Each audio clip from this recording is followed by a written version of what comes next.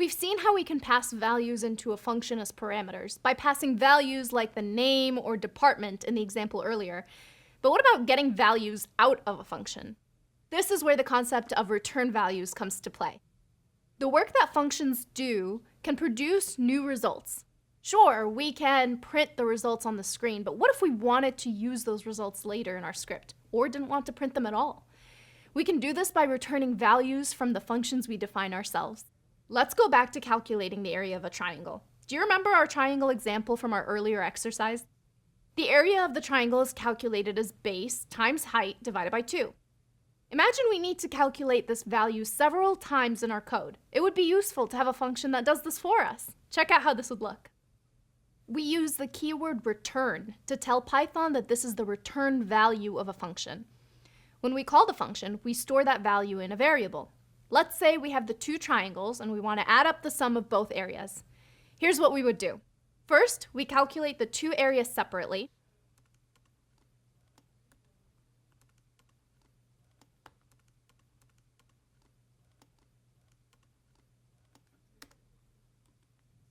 Then, we add the sum of both areas together.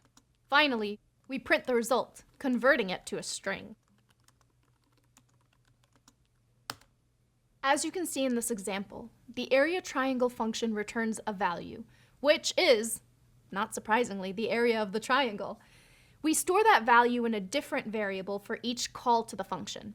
In this case, area A and area B. And then we operate with those values, adding them into the variable called sum and only printing this final result. This shows the power of the return statement. It allows us to combine calls to functions into more complex operations, which makes your code more reusable. Return statements in Python are even more interesting because we can use them to return more than one value.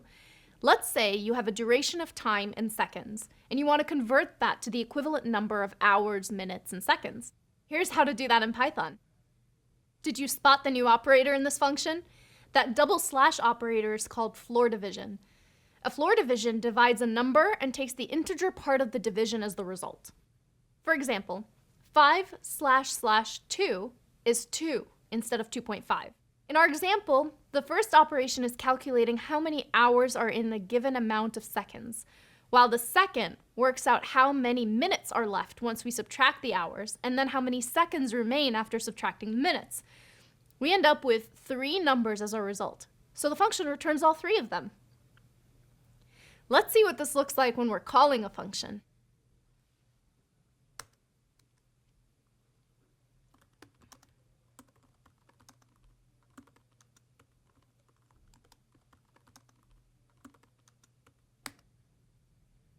Because we know that the function returns 3 values, we assign the result of the function to 3 different variables.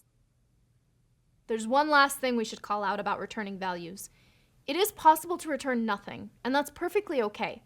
Let's look at an example from an earlier video. Here, the function just printed a message and didn't return anything.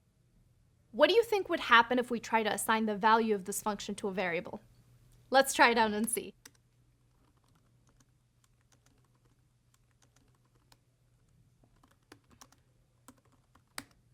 Here, when we called the function, it printed a message, just like we expected. We stored the return value in the result variable, but there was no return statement in the function, so the value of result is none. None is a very special data type in Python, used to indicate that things are empty, or that they return nothing. Wow, that was a lot to learn about functions and the return values. Remember that the key to getting this right is to practice writing the code you just learned as many times as you need. Functions and return values can be tricky concepts to master, but they let us do a bunch of cool stuff. So put the time and effort in to learn it for some really valuable returns.